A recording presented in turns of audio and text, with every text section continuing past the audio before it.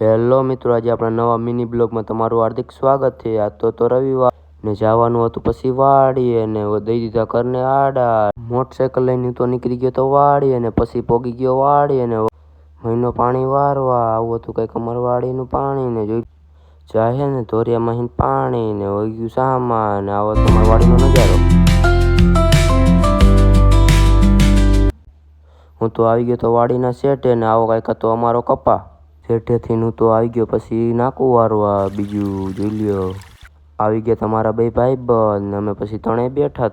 પછી અમે ત્રણેય નીકળી ગયા અમારા ઘર બાજુ જોઈ લ્યો। અમે પછી નીકળી ગયા ને પોગી ગયા ગામમાં ને આવી ગયો હનુમાનની દે પોગી ગયો તો હું તો પછી ઘરે।